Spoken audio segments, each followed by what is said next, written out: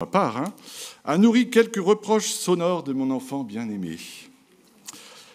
Outre cette petite anecdote, il y a une autre pensée qui m'est venue, c'est celle qui vient de Jérémie 18, versets 4 à 6, où Dieu se présente comme un merveilleux potier capable de remodeler une poterie qui n'est pas exactement un pot, en usage noble, quelque chose de merveilleux. Alors, je dois le dire, je dois le confesser, j'étais parti pour prêcher sur la malléabilité, la souplesse nécessaire entre les mains du Seigneur, un petit peu à la façon de ce cantique que nous chantons parfois, « Feu du fondeur, purifie-moi », etc., etc. Et puis j'ai découvert le texte qui nous est proposé, que je vous invite maintenant à lire avec moi. Il se trouve dans la lettre de Paul aux Romains, au chapitre 9. Nous lirons à partir du verset 14. Mais alors, que dire ? Dieu serait-il injuste ? Loin de là. Car il a dit à Moïse, « Je ferai grâce à qui je veux faire grâce. J'aurai compassion de qui je veux avoir compassion. » Cela ne dépend donc ni de la volonté de l'homme, ni de ses efforts, mais de Dieu qui fait grâce. Dans l'Écriture, Dieu dit au Pharaon, « Voici pourquoi je t'ai fait parvenir où tu es, pour montrer en toi ma puissance et pour que ma renommée se répande par toute la terre. » Ainsi donc, Dieu fait grâce à qui il veut,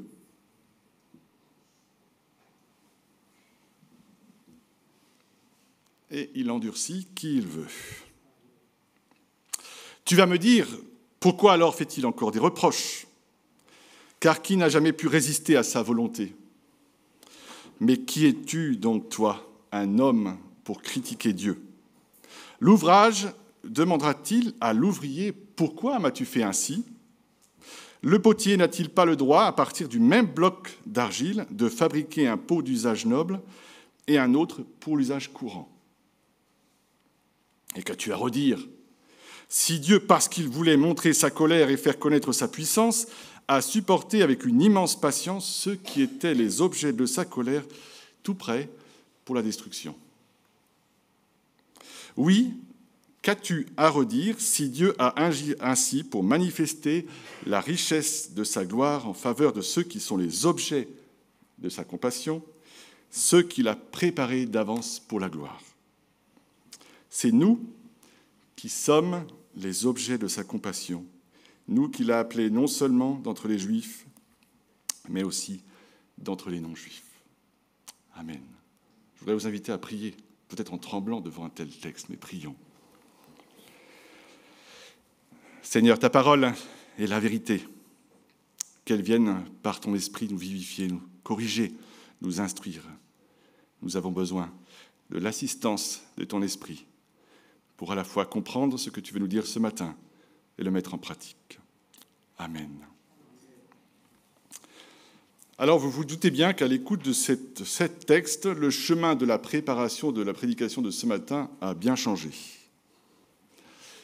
Merci Julie pour la première partie. Nous avons découvert que Dieu est un roi serviteur. Ici, dans ce texte, nous avons plutôt l'impression d'être résumés à un amas d'argile que Dieu modèlerait selon ses desseins sans que notre volonté soit convoquée, sans même que nous puissions l'influencer de quelque manière que ce soit par nos efforts. Rien de plus terrible qu'une divinité imprévisible. Rien de plus effrayant qu'un Dieu partial, un Dieu imprévisible et tout-puissant qui tient entre ses mains notre sort et qui, malgré toutes nos bonnes actions, peut, selon son bon vouloir, nous réduire à un pot destiné au rebut. Pour l'humanité qui évolue dans les soubassements célestes, c'est-à-dire la terre, il y a de quoi trembler, n'est-ce pas ? Est-ce que c'est ce Dieu-là que nous adorons ? Nous venons de le chanter, « Je t'adore ». Nous avons repris le refrain 2 fois. Est-ce ce portrait que Paul fait de Dieu ? Est-ce que nos vies se résument à cette inquiétude constante existentielle d'être un amas d'argile dans les mains d'un Dieu qui peut décider sans aucune discussion possible avec lui, de faire de nous une poterie de valeur ou une poterie destinée à l'usage courant ? Est-ce que Paul est en train de décrire Dieu comme une divinité puissante, implacable, à la souveraineté absolue? Qu'en dites-vous? Alors, je vous rassure, vous avez le droit au 50-50, à l'appel à un ami. Qu'est-ce que répond Paul? Dieu serait-il injuste? Loin de là, mais jamais de la vie, dit-il. Alors en grec, ça rend un petit peu plus, c'est jamais de la vie.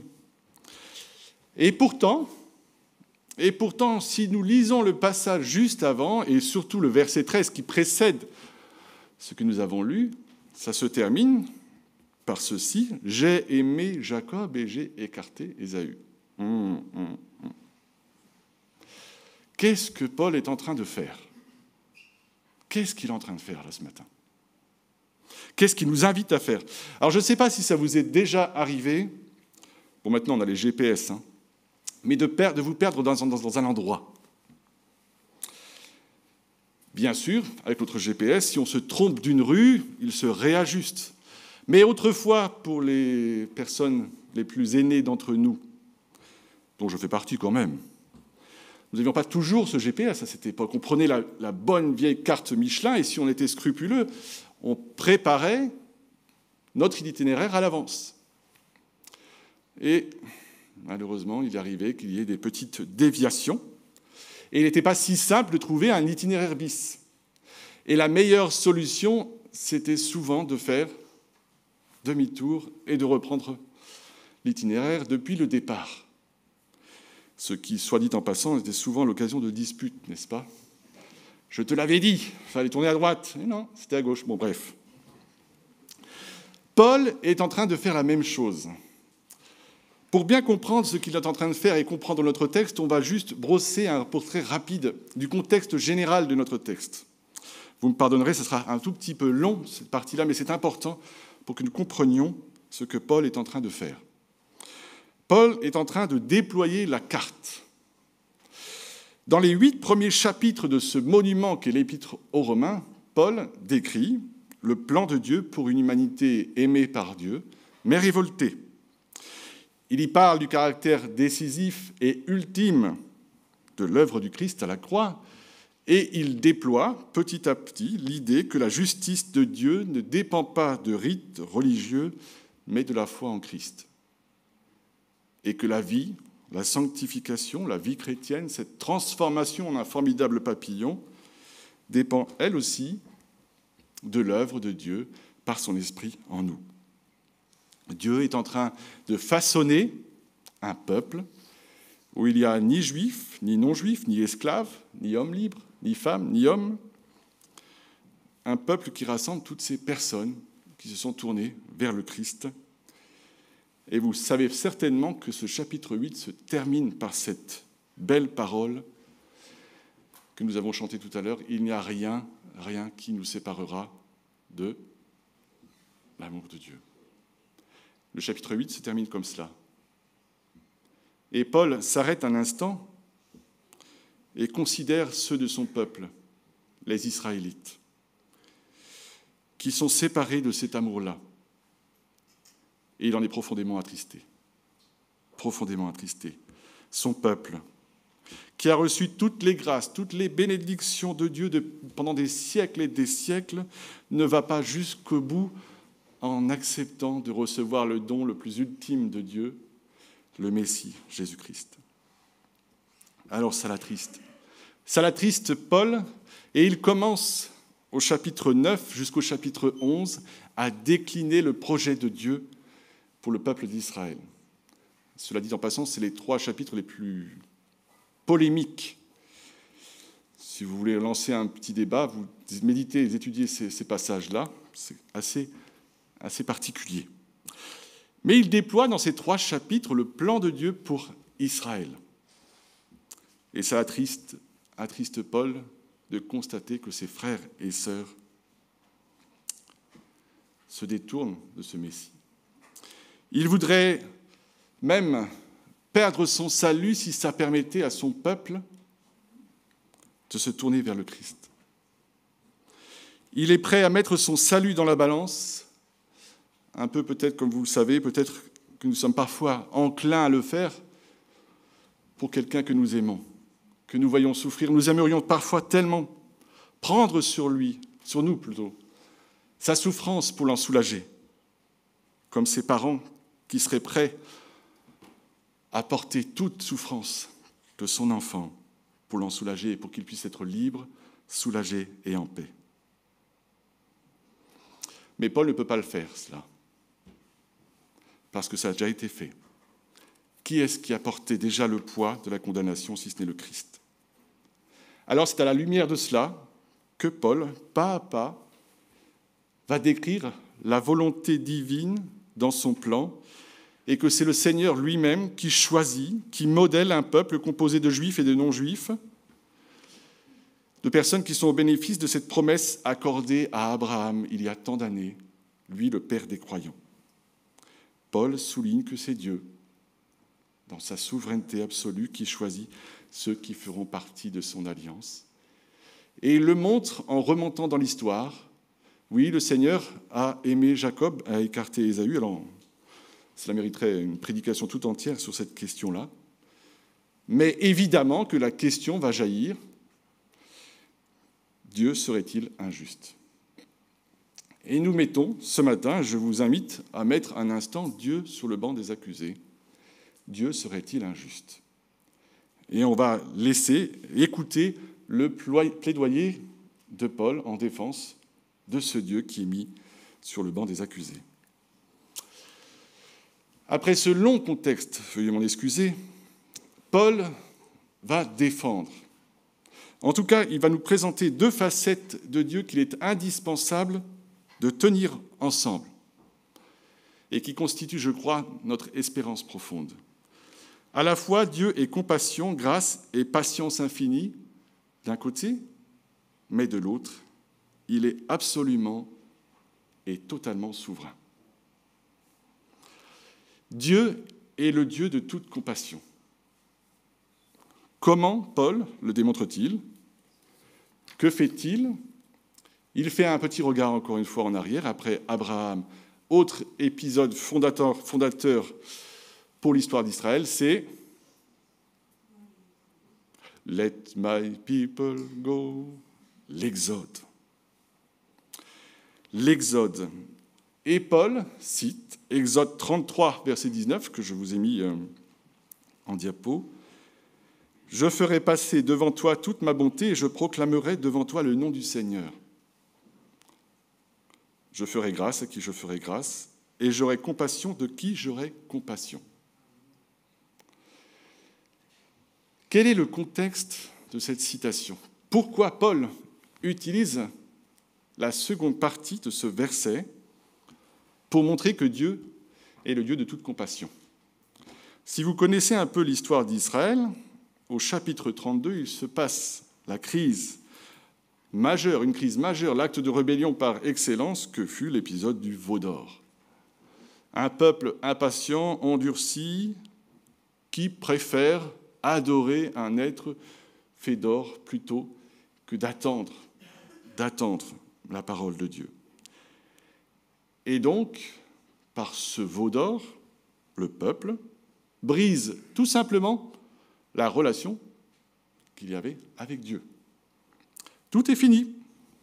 Ce petit peuple d'Israël qui ne méritait rien, insignifiant, et qui pourtant était l'objet d'un amour patient, compatissant et impressionnant de Dieu, brise l'alliance gentiment. Donc, si vous avez fait un peu de droit des contrats, vous pouvez imaginer que Dieu, dans ces cas-là, n'a plus aucune obligation contractuelle vis-à-vis du peuple d'Israël. Pourtant, alors même que ce peuple s'est révolté, comment Dieu veut-il être présenté ? Vous l'avez remarqué. Je proclamerai devant toi le nom du Seigneur. Quel est le nom du Seigneur qui veut être manifesté ici ? Je ferai grâce à qui je ferai grâce et j'aurai compassion de qui j'aurai compassion. Autrement dit, quand bien même ce peuple mérite la punition, quand bien même ce peuple mérite que je me détourne de lui et que j'aille voir ailleurs, je choisis de lui faire grâce. Je choisis la compassion. Autrement dit,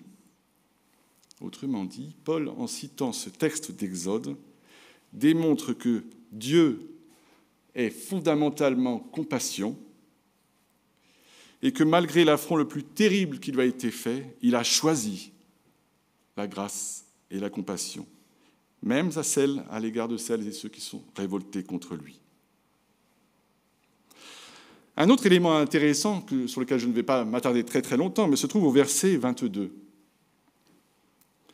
Qu'as-tu à redire si Dieu, parce qu'il voulait montrer sa colère et faire connaître sa puissance, a supporté avec une immense patience ceux qui étaient les objets de sa colère, tout prêts pour la destruction?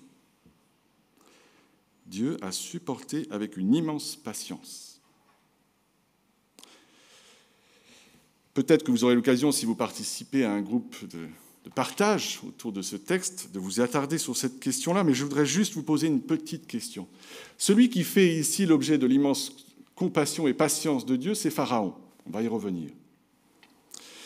Je vous pose une petite question de culture générale et biblique.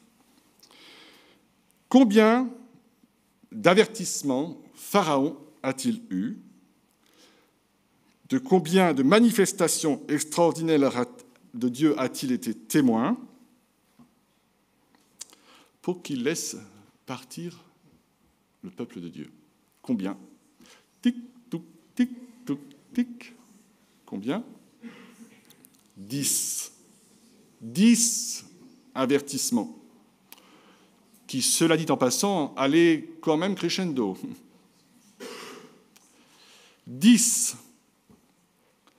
Autrement dit, Dieu a accordé des délais à Pharaon alors qu'il n'en était pas du tout obligé. Il suffisait d'une bonne plaie à la déluge à l'époque de Noé, et c'était terminé. Et pourtant, Dieu, comme le dira Pierre plus tard, fait preuve d'une patience infinie pour laisser l'occasion à Pharaon, comme à tout être humain, même révolté, même le plus révolté, de se tourner vers Dieu, de se détourner de cette mauvaise voie. Alors, dit Paul, Dieu est injuste? Bien sûr que non. Nous ne sommes pas des amas d'argile entre les mains d'un Dieu arbitraire, bien au contraire. Patience, grâce et compassion sont des éléments de la nature profonde de Dieu. On devrait dire Alléluia, là, ou Amen. Et c'est vrai, c'est tout à fait juste. Mais, c'est pas tout à fait un mais, il faudrait dire en même temps. Mais bon, le en même temps, maintenant, c'est un peu... Paul va développer un autre élément dans la défense de Dieu. Dieu est bien le divin potier à la souveraineté absolue. Et Paul, pour ce faire, va reconvoquer de nouveau un autre épisode du livre de l'Exode, après le veau d'or. C'est un autre sujet qui pose question, l'endurcissement de Pharaon, qui pose la question de la liberté de l'homme, la souveraineté de Dieu. Alors, on n'aura pas le temps d'aller en profondeur, mais juste d'esquisser un tout petit peu la question. Paul cite un texte que nous trouvons dans le chapitre 9 de l'Exode, au moment de la 7e plaie. Donc, vous imaginez bien. Pharaon a eu un certain nombre d'avertissements. Et voici ce que Dieu dit. Alors, je ne sais pas si ça passe. Oui.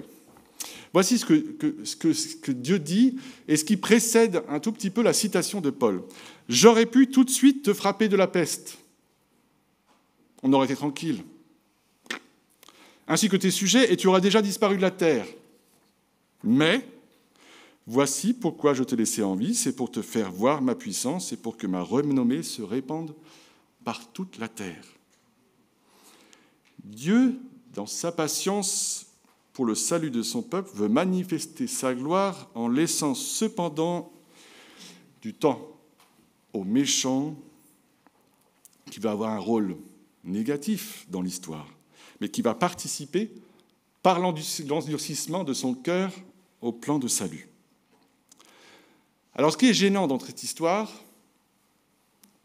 si vous relisez les premiers chapitres du livre de l'Exode, c'est que cet endurcissement de Pharaon vient tantôt de la part de Dieu, tantôt de la part de Pharaon. Je vous ai fait un petit tableau, je ne sais pas si c'est très visible. La question qui serait intéressante de se poser, c'est qui a commencé ? Vous savez, un peu comme quand les enfants se bagarrent, on dit « c'est pas moi qui ai commencé, c'est l'autre ». Si c'est Pharaon qui commence, alors on pourrait conclure que Dieu ne fait que confirmer la pente glissante que Pharaon a choisie. Si c'est Dieu qui a commencé, alors nous découvrons un Dieu totalement souverain, capable d'agir dans le cœur de tout homme à dessein pour libérer son peuple. Je ne sais pas si vous voyez très bien dans ce tableau. Bien sûr, Pharaon était cruel, mais nous apprenons en tout cas que Dieu est à l'initiative au départ de l'endurcissement du cœur de Pharaon. Alors il n'est pas dit que Pharaon était un homme parfait, idéal, gentil, le gendre idéal, bien évidemment. Mais peut-être que sans l'endurcissement du cœur de Pharaon, le peuple d'Israël n'aurait pas été libéré. Mais ça, on ne le sait pas. Nous ne pouvons pas vraiment conclure de façon définitive et ferme et fondamentale que l'endurcissement de Pharaon lui a été imposé, qu'il n'ait jamais eu aucune marge de manœuvre. On peut se poser la question, son orgueil, sa soif de pouvoir, ses rêves de grandeur, sa haine pour le peuple de Dieu, ne l'ont-elles pas poussé à s'endurcir aussi ? C'est difficile à dire. Et on se retrouve là devant le mystère de la souveraineté de Dieu et de notre liberté. Nous découvrons, oui, que Dieu est compatissant, plein de compassion pour son peuple, mais qu'il est également, mystérieusement, totalement souverain. Il est l'alpha et l'oméga, c'est lui qui a le premier et le dernier mot. Malgré tout cela, il ne faut pas nier que Pharaon avait sa marge de liberté. Alors, ce que ça enseigne, ce texte, pour nous, aujourd'hui ? Est-ce que nous sommes des amas d'argile entre les mains d'un Dieu arbitraire ? Certainement pas. Cet épisode de l'histoire d'Israël, Dieu, peuple et Pharaon, nous rappelle que Dieu est absolument souverain. Et il faut tenir cette histoire-là, cette affirmation. Mais elle nous dit aussi notre liberté, celle que nous avons au quotidien, vis-à-vis de Dieu et vis-à-vis des autres. Ce texte nous dit que nous sommes mystérieusement libres et responsables. Ce texte nous rappelle que nous sommes choisis par Dieu, mais qu'il peut nous arriver d'être oppressés par les mains d'un homme ou d'une femme, comme ce fut le cas pour Pharaon. Ce texte nous rappelle que nous partageons, même en tant que croyants, peut-être je vais vous choquer là, ce texte nous rappelle que nous partageons, même en tant que croyants, en tant que membres du peuple de Dieu, la vanité de ce monde. Chers frères et sœurs, nous partageons la même fragilité, la même faiblesse que nos contemporains. Nous subissons les mêmes épreuves, les mêmes tentations. Si Dieu fait preuve de grande compassion et de patience et de grâce à notre égard, nous ne sommes pas moins épargnés par l'épreuve, la souffrance et la fragilité, chers amis. Nous partageons, bien que Dieu soit souverain en toutes choses, la fragilité, la faiblesse et même la mort, autant que nos voisins, nos amis et nos collègues. Peut-être même qu'en certains moments, nous le sommes plus encore, car nous faisons face à l'opposition du mal et de l'ennemi des âmes qui peut bien utiliser bien des biais pour nous atteindre. Il arrive que malgré sa souveraineté, Dieu nous permette de subir certains coups. Alors, quelle différence, allez-vous vous le poser comme question, quel avantage y a-t-il à croire en Dieu ? Est-ce que ces pensées ne vous ont jamais traversé l'esprit ? C'est bien. Je voudrais terminer par cela. Façonné par l'espérance, mais laquelle? Pour répondre bien sûr à la question que je viens de vous poser. Quelle est l'espérance proposée par notre texte? Je le crois profondément, ce texte nous donne un horizon de sens, une espérance en simplicité et en sincérité. Je trouve aussi ici un lieu de puissant témoignage de pouvoir partager avec nos contemporains, nos amis, nos collègues, nos voisins, que nous sommes faits de la même pâte. Alors qu'est-ce qui change? Quel est donc l'avantage à être membre du peuple de Dieu? C'est que nous savons que Dieu est absolument souverain, qu'il peut changer le cœur le plus dur, qu'il peut renverser les situations les plus désespérées et que si l'issue ne semble pas favorable, il n'est rien qui nous ravira de sa main d'un Dieu de compassion, de patience et de grâce. Ce qui change, c'est que Dieu est totalement souverain sur nos vies et il est bien présent avec nous. Bien sûr, il nous arrivera peut-être encore des tuiles, des épreuves.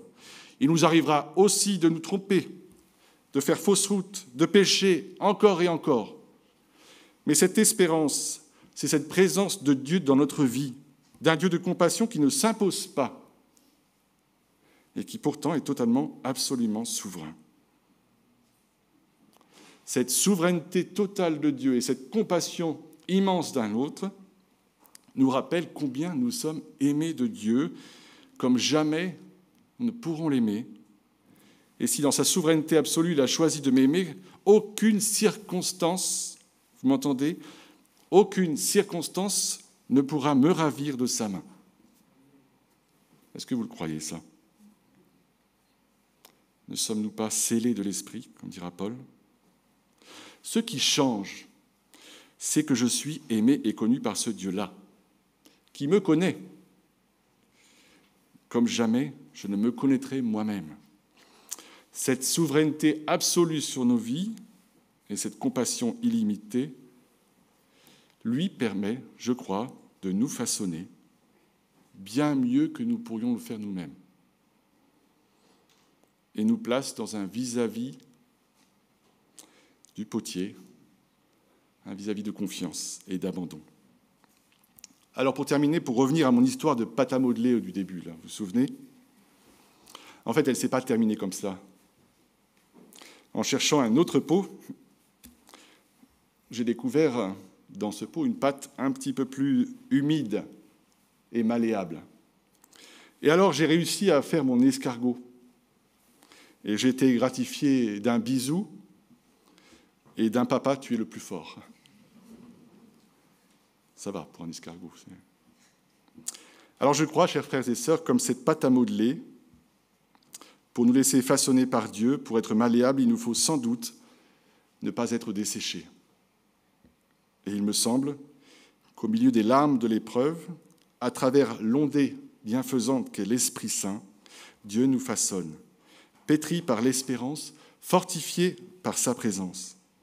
Ainsi, je le crois, je l'affirme, notre texte nous rappelle que nous ne pouvons échapper au Dieu souverain, qu'il est notre potier, qu'il est notre roi, qui veut à dessein nous façonner par ce que nous vivons, qu'il est plein de grâce et de compassion et que jamais, jamais, il nous permettra d'être ravis de sa main. Et que si nous lui laissons la place, il saura nous façonner avec une infinie patience pour être ce vase de grande valeur qu'il chérit tant. Mais est-ce que nous le voulons? Voulons-nous laisser la place tout entière à Jésus ce matin? Moi, j'ai envie de dire, Christ, viens régner en moi. Amen. Je voudrais vous inviter à prier.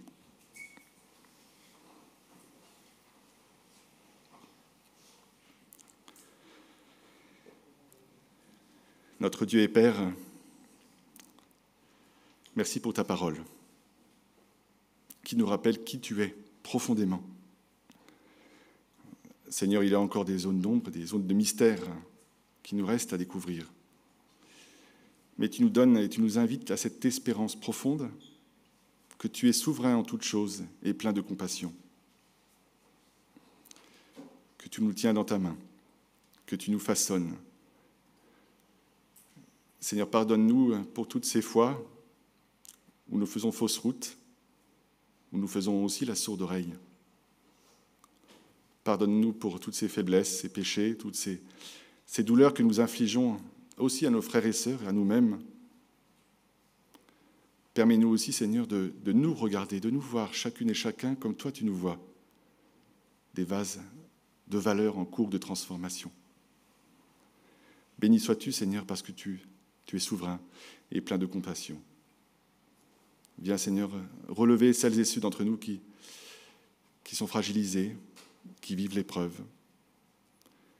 Viens aussi fortifier, consolider celles et ceux qui sont dans la joie.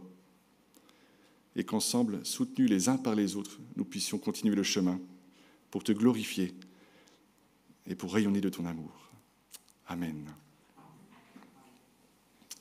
Voilà, il est temps pour de dire au revoir à nos frères et sœurs qui nous suivent depuis leur écran. Que le Seigneur vous bénisse et qu'il vous garde. Et je redonne la parole